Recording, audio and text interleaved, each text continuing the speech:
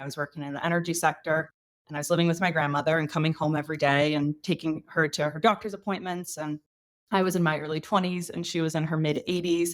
And it gave me a completely fresh perspective on aging. And it was interesting to be in the center of Silicon Valley where technology and innovation was happening and feeling like so little of that would make a difference in helping me help her age well or helping other people age well, and frankly, helping myself age well.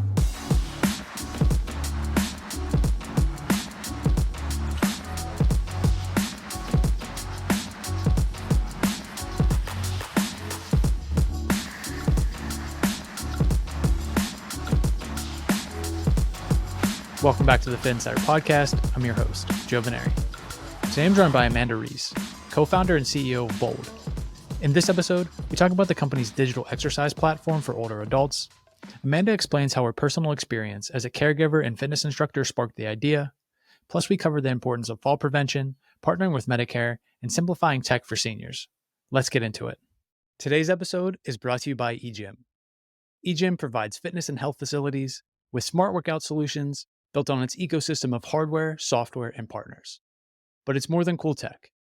Their connected training experience delivers business results while helping members reach their wellness goals. If you run a gym, health club, YMCA, or any kind of fitness facility, you should check them out. Visit egym.com to learn more. Hi, Amanda. Welcome to Fitt Insider. Thanks for joining us. Thanks so much for having me, Joe.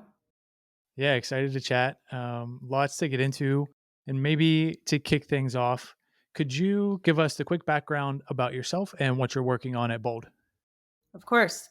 So I'm the CEO and one of the co-founders of Bold. Bold is a digital health platform that has a mission of closing the gap between health span and lifespan. So our dedication from day one has been, how do we support healthy aging? How do we build tools and programs and support and resources so that everyone has the power to age well? And so that's really where healthspan comes into play. As a business, we partner with Medicare organizations, whether that's Medicare Advantage health plans, special needs plans, and ACOs, in order to make these programs as widely accessible and available to the folks who we're trying to reach, who also want to age well and are looking for something that they haven't been able to find before. Yeah, it's an awesome mission, and it's been really great to see the platform evolve. When did you get started, and maybe like what was the initial inception compared to like where it is today from a user experience and what you're able to offer? Sure. Yeah, happy to. So it's been we're coming up on 5 years since we started this, and we've grown a ton. I will also say we haven't really wavered that much. We've continued to expand what we do, but the mission of aging well is very universal. I've never really encountered someone who doesn't want to age well.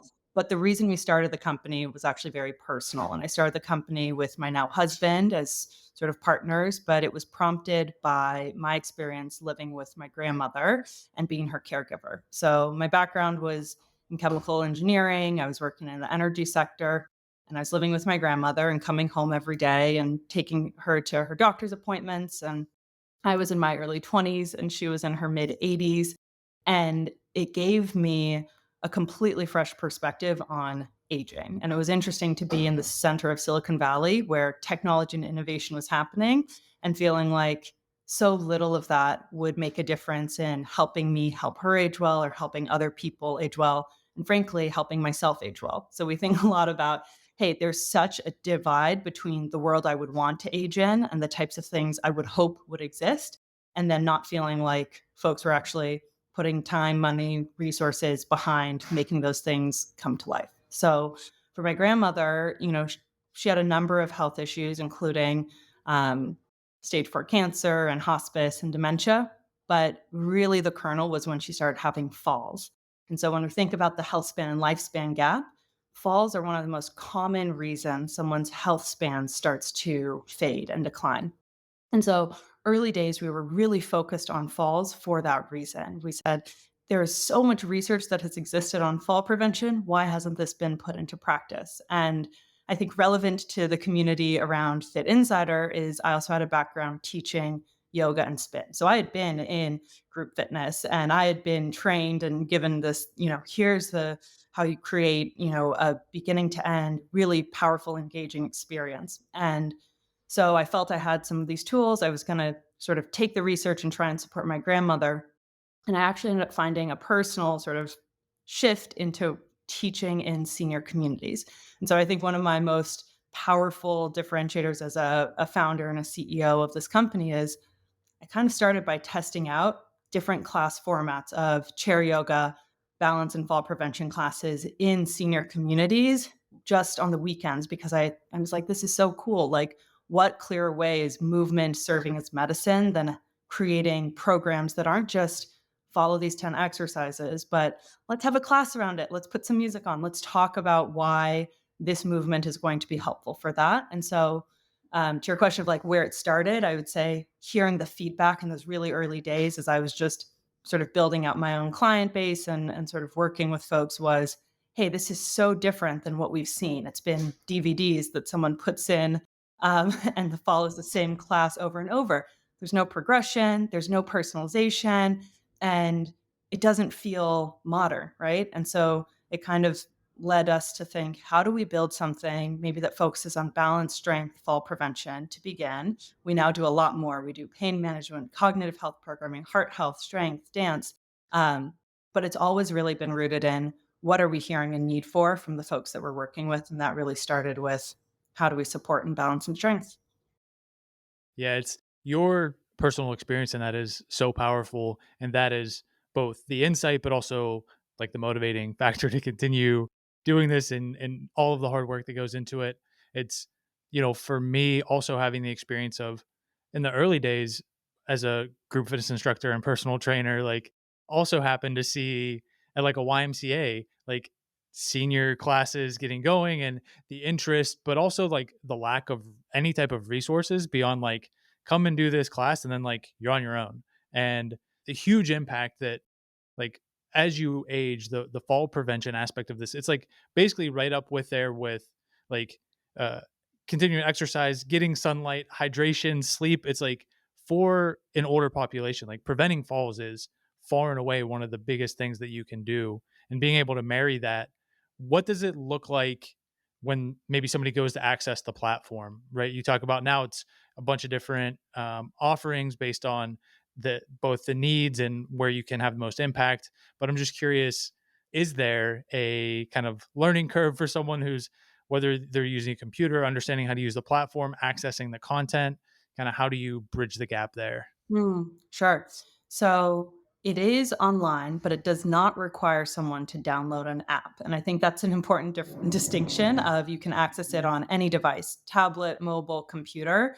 And from day one, our team is always focused on designing for accessibility and ease of navigation. So it doesn't mean it looks different, necessarily different, but there's considerations like if you're low vision, let's make sure everything's high contrast. If you have trouble following, let's make sure there's closed captions, right? Things that may not be as relevant in, or we don't see as often. It's not that it's not relevant, we just don't see it in other fitness offerings.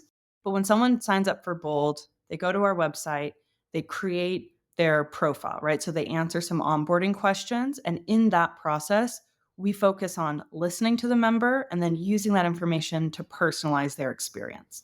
So what would feel really bad is if someone said, "Hey, I need seated exercises. I can't really move for more than 10 or 15 minutes at a time." You put them into a fall prevention class that's all standing 30 minutes because that's sort of the one program with the one track, right? And so it's like, well, you didn't really hear meet me where I am. And so that personalization piece is really big. And then once someone begins engaging, we're a technology company. So we have a lot of ability to say, hey, let's make recommendations. Let's keep updating that personalization. It doesn't happen once, right? We all change in the course of weeks, months, a whole year as to, what our challenges are, how much time we can spend on it, myself included, right? Like fitness is not just a straight progression all the time. There might be pauses like I'm caregiving and I'm not able to carve out the time for a week or two. How do I get back into it? And so a lot of that personalization is actually to support healthy habit formation. So it's not just you create a library that's really, really vast, but how do we continue to check in, listen to what our members want, and sort of point them in the right direction. So you don't have to do that much guesswork. You don't have to do the research for yourself and then put it all together. And the classes that we have are real classes, right? It's a real instructor who has every instructor on our platform has experience working with folks 65 and older, 50 and older. And so that's something a lot of other platforms, I don't know any other platform that can say every single instructor has that focus. And what that means is they intuitively know how to give reminders on cues, how to give reminders on safety so that someone who might have multiple chronic conditions is able to say, I feel really safe and I feel like I can trust following along in this class. And also, these instructors are great. They make it fun, they make it engaging. They're sort of encouraging me, motivating me, and educating me as we go through a class, whether that's 5 minutes or 45 minutes. Yeah, that piece around knowing how to basically coach and engage and relate in some ways to the demographic that you're working with is super important. And a lot of times now you see different platforms launching this for fall prevention or this program for an aging population. It's, you know, not that there's anything necessarily wrong with this, but like a young fit instructor, basically head to toe in spandex, and you're like, I don't know if that quite resonates with the person that you're trying to reach. Yeah. So I would say you'd be surprised of like our instructors are a wide range of ages themselves. But there's a sensitivity, right, to the pace or the clarity of cueing. Like, and I love going to different types of classes, but so many classes I've been in, and I'm sure you may feel the same if you try group fitness, and you're like, wow, if I didn't know the form there, I would have felt at risk of something happening. Or, hey, like, arthritis is incredibly common. 50% of older adults have some form of arthritis. How can you be in a yoga class without modifications that make the movement more accessible? And so our mission has really been, how do we make the movement do work for you so that instead of saying, I can't do it because I have arthritis, it's, hey, my pain management for arthritis is the reason that I want to take this class right now. And so that's kind of how we try to support and engage and meet our members. Yeah, super important. Another aspect you mentioned was, hey, we are a technology company. There is a level of personalization. We do want this to feel intuitive and kind of evolve with the member. What goes into it on the technology side, whether that's what you're actually working on developing, how you get those insights, what the team looks like to put that together, to be able to deliver that product that really does resonate with members. Yeah. So I would say we have an incredible team at Bold, and we're growing it. But across product design and engineering, it's one of those things where I often say Bold finds Bold. So we have software engineers who happen to be triathletes, college athletes, and personal trainers. So they're thinking about building programs around personalization. They also have familiarity, and they are in their own ways connected to that mission. What we have also heavily invested in is continuous user research and listening. Like, I cannot stress how much listening from every touch point just matters a lot. And so when it comes to like, yes, it's a technology platform. There's a lot of proprietary stuff that we do in order to support it. But ultimately, it comes down to, does someone trust us enough to tell us what's going on with them? And so the example I use that we try to emulate is, at the end of teaching a class, it would be very common for folks to come up and say, hey, this thing just, I had a fall and I didn't break anything, but it scared me so much, right?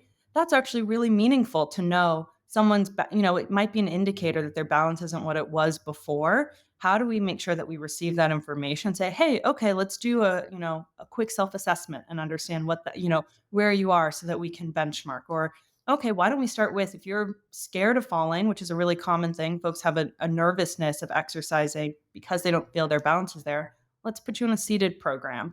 And so the way that we can do that without having there necessarily be a person, video calling in order to find that, means that we have to build trust at every moment. If someone's going to tell us something, that's going to actually improve their experience on the platform. And that is a lot different than just saying we have something for everyone, but it's a choose your own adventure. I think where that trust comes from is making those recommendations and being able to hear and sense and support. Yeah, it's really interesting and important. I hadn't quite considered that, like before or after class, just like hanging out and that's when people, as a trainer at one point, people will come up and say, "Hey, like, what about this or that or this one move?" Or, I'm not quite familiar with that. Or even, here's my goals. Here's what I'm actually aspiring towards. Yes, I had trouble with that move. Hey, knowing that means that wouldn't it be irritating if you had a bunch of classes afterwards that had a lot of that move that for whatever reason you can't do, including folks that we've engaged who are maybe having, veterans who have had amputations or, individuals who have, are recovering from surgery and can't do certain kinds of movements yet. How do you make sure that you're adapting? And I think it sounds straightforward. It's easier for a person in a one-to-one setting to do. The technology bet is I don't need to find a trainer who's absolutely the expert in pain and musculoskeletal health and cardiac rehab and prehab and heart health and knows how to teach Tai Chi, right? But being a platform that is really focused on clinical rigor and clinical excellence means can we make it fun, but can we also make sure that we're adhering to what those clinical guidelines practices are every time? And so I think there's a thoughtfulness that goes into everything from the content, recruiting the right types of instructors, producing the content, and then actually evaluating did that serve and engage the members that we were hoping to? Yeah, it's really unique the more that you kind of dig into it, because there's obviously no shortage of digital content, and not even specific to aging populations, but just across the spectrum. And then everybody wants to say that, like, there's a level of personalization, and maybe there is, and maybe there isn't at some level of recommendations or truly personalized. But then there's like the next aspect of, like, are they the number one or top tier expert in this modality or number of modalities? And so then you have a number of folks who are connecting you to that coach, and that coach probably more expensive, right? And it takes, from a member perspective, and it takes more time, all of those things. So was it from the kind of onset that you were like, we can solve this with technology? Or was there, hey, should we have coaches? Should we have these different experts? Like, how do all those pieces fit together to ultimately arrive at this place where it's like, you know what, we don't have to do these other kind of 10,000 things around it. Like, we can really simplify that. Yeah, so we've never had, like a one-to-one coaching. We do have live stream classes because we know that sometimes that's really exciting to have, and we wanted to, especially during, 2020, make sure that there was that ability to have connection community. The large majority of the members, and every time we do user research on this, actually think of exercise as something that's pretty private.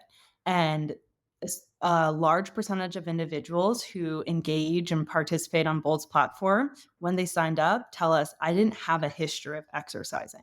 And there's something so incredible in that for me. I'm very, very proud of reaching those individuals and supporting them because when we really dig in and say, "Hey, well, why weren't you exercising?" It's a combination of, I didn't know where to go that I trusted. I couldn't drive or I wasn't going to drive somewhere and I can only do 10 minutes. So like, a 30-minute class doesn't even work for me. Um, but also that sense of I don't want someone looking at me. There's some individuals who don't feel safe in a group setting or in a one-to-one, or they don't want to be filmed while they're doing it or see themselves on the camera while they're doing it. And I don't think those things are necessary for someone to have a really good exercise experience and get a few minutes in. And so we focused on how do you make it as scalable as possible, but also, that actually serve the needs of these individuals who weren't traditionally raising their hand, signing up, and seeking out. And that to me is sort of the only way we're going to be able to use movement as medicine is if we are expanding it outside of the folks who are already exercising. And that means building and doing, thinking about our programming and our technology in a slightly different way. The Fit Insider Podcast is brought to you by our friends at EGYM. This is an exciting partnership for us, and not just because EGYM makes some of the most innovative fitness products out there, but because the entire EGYM team, led by their CEO Philip, is committed to making health, fitness, and well-being more accessible for everyone. And that's a mission we can get behind. By combining their smart equipment with integrated software and hundreds of connected partner brands, EGYM helps fitness facilities stand out by delivering a personalized, gamified workout experience that improves outcomes and member engagement. So if you're a gym or health club operator thinking about how to best serve your members while driving business results, go see what EGYM is up to at egym.com. Yeah, it's so important, and you raise so many good points of what is typically thought of for exercise seekers or health seekers or people who are engaging in different platforms or classes. Like, this goes back to the listening piece that you mentioned. It's like you you can't give them a thing that they don't want. Like, you can't make them want the existing offerings of what people typically think of as fitness. And that kind of, in my mind, I'd be curious to hear how you think about it. It's like, where why is there such a gap in terms of a lack of just companies, platforms, resources for this population? Like, obviously you set out to do it a personal experience and kind of recognizing the opportunity there. And it's like, for the most part, it just like doesn't exist. Yep. So, I mean, I think this goes to healthcare business models and how we think about what is considered healthcare in the US.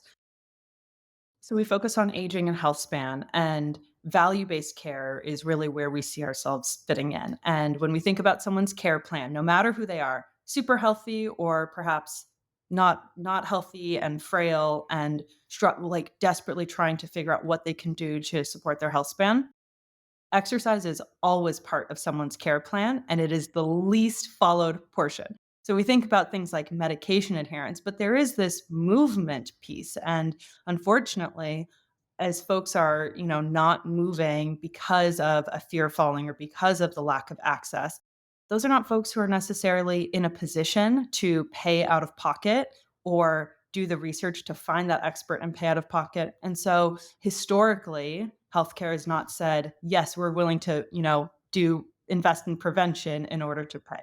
That is shifting, and that's really exciting. And that is partially why we exist as a company, is we want to support how do we make prevention also make sense in business models. And so Medicare Advantage is a really great example of that. They've offered benefits like gym networks or, food services that are helping support and engage individuals in things that are preventive. And yet you still see the statistics of, fewer than 12% of older adults are getting sufficient amounts of physical activity. So then there's this question of, well, we've made gyms, free and available for a long time, but those numbers aren't changing. And so I think there's this moment right now, and since we started the company, of how do we really rethink what is necessary to engage in movement, and is movement putting on spandex, as you said, spandex and going down to a gym and like using a weight machine? Or could that be, hey, I'm going to do like a seated yoga class or Tai Chi, at home through an instructor that's online? And especially since 2020, we've seen a much bigger shift. And I think that's been a stickier shift that was really an expansion for a lot of the types of members we see.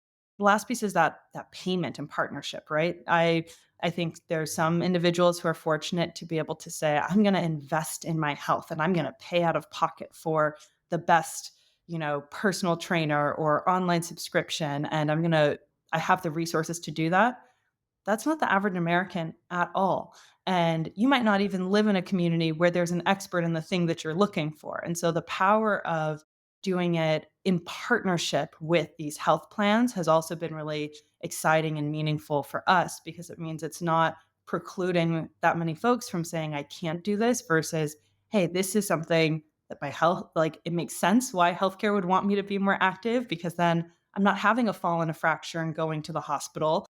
I never wanted that in the first place, right? Like, and so it's like you're often told, go do balance training, and then people don't know actually where to go or how to follow through on that. And so then no action has happened. And so that's how we think about fitting in, is everyone's having a conversation likely with their healthcare professional of, are you exercising? Are you incorporating balance programming so that, as you age, and anyone can improve their balance at any age. That's what's kind of amazing. So it's never too late to get started.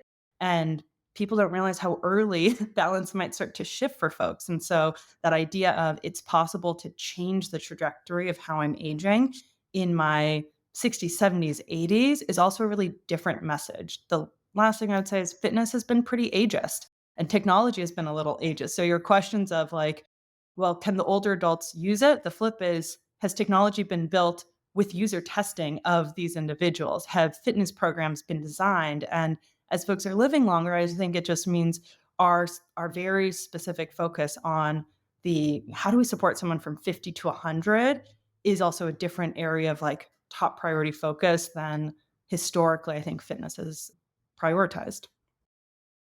Yeah, I think it's a huge just evolution across the space and something that we're super passionate about is like, yeah, it has been health and fitness is primarily the healthy and the fit getting more healthy and more fit and getting more products sold to them and, continuing down that path. So the shift certainly in this direction is welcomed and very necessary when it comes to working with healthcare. Like, obviously I've talked to no shortage of founders and companies who've found it incredibly difficult and basically have gotten squashed at the hands of healthcare. So there's like engaging, and then once you say you are able to kind of crack that channel, then getting members, patients to engage even when like you're beyond that barrier is like another hurdle.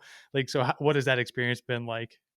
Yeah. So I think about engagement as, and I think it is different to say, I've reached out to someone direct, like as a consumer company, if you reach out, you do the marketing, you have much more control over how your service or your product is positioned. And then you're able to actually have much more data and support to, drive that engagement downstream.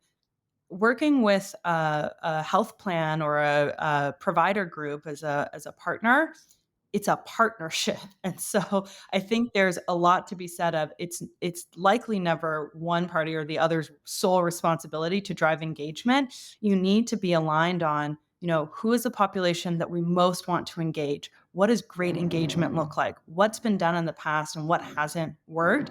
And then how do we actually design engagement strategy and plan together? Because I don't think it's a copy paste, even from partner to partner, right? It might be a different population. It might be a group of folks who, are deemed higher risk. And so they're folks that have just finished PT. Well, I think anyone, anyone who's, the way you would approach exercise for someone who just got out of PT and has maybe just had a hip repair, a hip surgery and they're still healing, that's going to look really different than someone who's hasn't had that, doesn't have chronic conditions. And so I think really being clear around, well, what does it take for engagement to be successful? And is our product actually best set up to serve those individuals? And if you don't have experience, like we've had partnerships where the average age is 81 years old. So you've got folks older and younger, but 81 is much older than I think who the average fitness or, maybe a physical therapy company might be used to supporting. And so if you don't have those reps in before working, then you're kind of doing catch up in the midst of a partnership to figure out how to engage them. And so again, I think there's been not enough investment in the breadth, right? 65 plus is like a lot of different types of individuals with different types of health considerations. And I think the more challenging but more rich and innovative work comes from the folks who don't raise their hand saying, I'm really into prevention and wellness. And instead, how do you drive the habit formation for someone, or how do you meet someone at a moment where they haven't had options before? So that's what I think a lot of our partners value when working with us is we've had this prior experience. We're happy to, both be experts in what we know, but also listen and collaborate and be adaptable around, you know, what success looks like. And ultimately, that's always shared. It's keeping people healthier and having fewer hospitalizations. And now that we've been doing it, I think the results also speak for themselves once you work with partners around that impact, which you can see in a short period of time because movement is really powerful as medicine. Yeah, along those lines, and maybe a couple more questions before we wrap up. Do you do you think it will shift in that direction where we are treating movement as medicine and it is valued that way and it is incentivized that way? I know sometimes it feels like we're like running up against a brick wall with like we know it works, we know it's necessary, we know we can improve the outcomes given the opportunity, but still it's treated as either pushed aside or like almost after the fact, whether or not people were doing it. Yeah, I am optimistic. I think there's a real, and I think it's shared, right? It's not solely on just a health plan deciding we're going to, right? There's actually quite a lot of investment now through Medicare Advantage when half of half of folks on Medicare on a Medicare Advantage plan. That's a pretty big network of many millions of older adults. And so these programs and services now exist. I think there's also this messaging and mindset shift of I've never seen myself reflected. I've never seen a program that I actually could do. And I think that comes to sort of the intersection of aging and fitness and that sense of, when we've done some research, we've like published it around what's the motivator.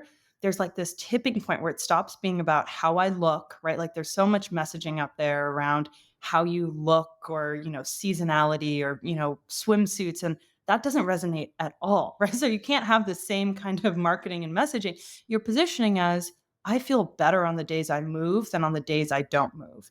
And I don't want to have to think about, where do I go next? I want an expert to recommend here's your next class. What'd you think of it? Great. Here's your next class. And so I think it kind of boils down to that simplicity of, um, yes, I think that there should be more investment to make everyone have the same access to this than, maybe half of older adults do today. But I also think there's this mindset shift of knowing that there's opportunities and there's ways so it doesn't feel like, well, there's nothing for me or I can't do that. And I think that shift and that agency around I want to do something, I'm going to find something, I'm going to, even if I have to put it together myself, like I'm going to find the program that works. And I think we haven't told enough of that sort of lens of the potential, the possibility, the growth, the gains that can be made as you're aging. And so I think when that also, there's going to be a demand and a pull, and right. And so you can't not, like, it would be a risk to not offer prevention because no one's going to sign up if you don't have that included. Yeah, it's interesting that even entering kind of like the mainstream like health span and longevity and not to focus on performance, not to focus on aesthetics. Like, do you feel like that's how you saw it and you were like ahead of that in terms of where you saw Bold and where you wanted it to go? Or is it like this just happens to be coinciding at a time where like the cultural shift is like also taking place? Like how did those things come together? Yeah. So, in our very, very first slide deck we ever put together, we had right? Like closing the gap between health span and lifespan and like being a health span platform. What does that mean?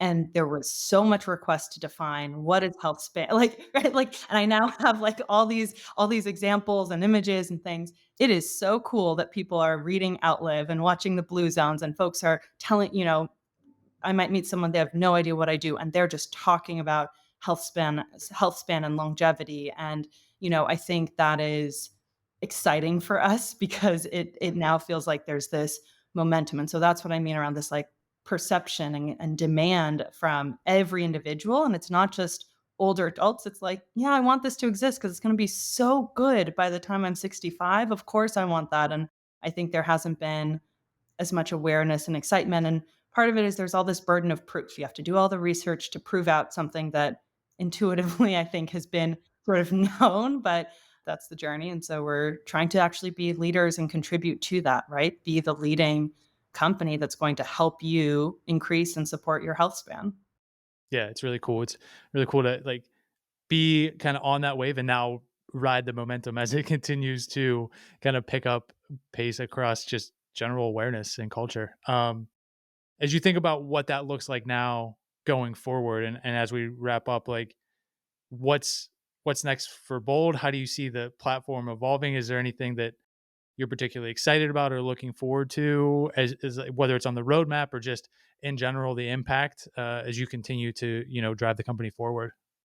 Yeah, I think that a lot of it is just doubling down on what we've already been really great at. So thinking about um, being better and better at personalization, right? Like that is a hard tech problem and content problem to solve. And so I think we've done a really great job, but it doesn't mean we can't keep getting better at supporting and personalization. I think in telling the story of outcomes, we've published peer-reviewed research before, we work with our partners, and we are very rigorous around making sure if we're going to do prevention, we better see people use it because if they don't use it, then you're not going to get any outcomes. And so I think there's more that is exciting. We don't need to do it. We don't need to fund, hire someone to support the research and do it on our own. We're getting interest from folks saying, hey, what you've built is something that I want to use in my existing research around exercise for X. And so I think there's a lot that we want to be able to support and continuing to tell a much bigger, broader story around all the ways that